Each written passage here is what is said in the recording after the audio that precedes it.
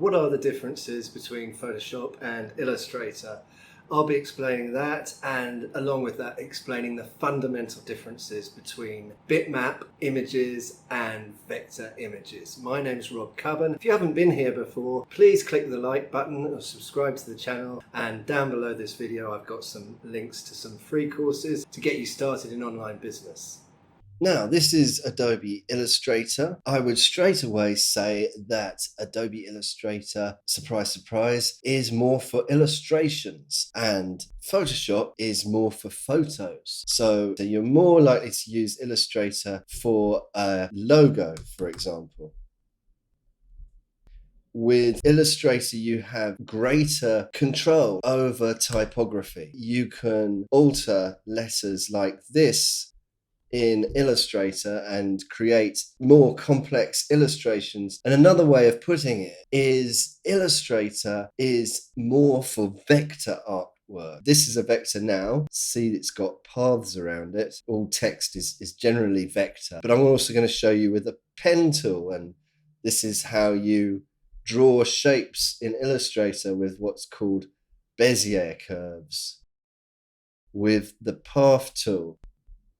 When we zoom in, Command equals or Command plus, you will see there's no loss in quality. The lines here are pin sharp, a great magnification. We've zoomed in 6400% there.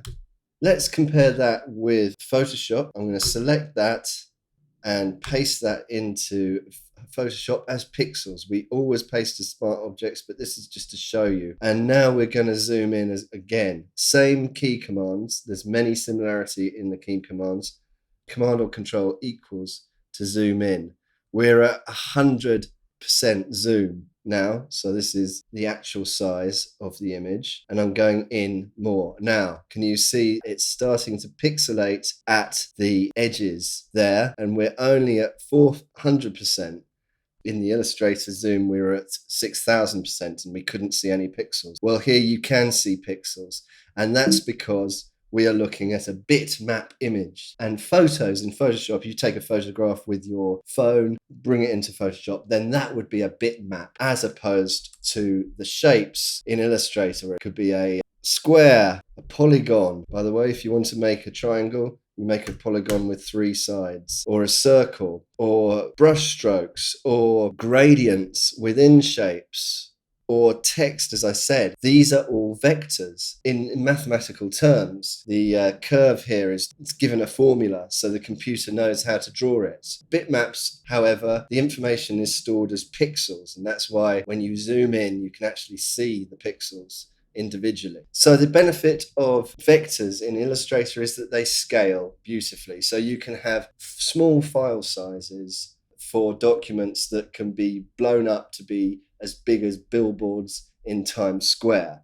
In Photoshop, you need large file sizes if you want the bitmap images to reproduce in rather large size. That's not a problem for online because it's all very small. The images are all very small online. However, over the years, the distinctions between Photoshop and Illustrator have been diminishing. Photoshop is adding more and more Illustrator capabilities and vice versa. So, for example, you have a rectangle tool down here. If I draw a shape with that rectangle, it's filled it with white, and we go to the layers palette, you'll see that that is in fact a vector. So if you zoom in on that, let's move it over there. If you zoom in on this vector, you'll notice the bitmap below it, the blue and the black, is starting to pixelate, but the edge of the white isn't. So you can use vectors in Photoshop. Similarly, in Illustrator, you can use raster effects. You can rasterize something, that means turn it into pixels, or you can have raster effects, any one of these, the blur effect.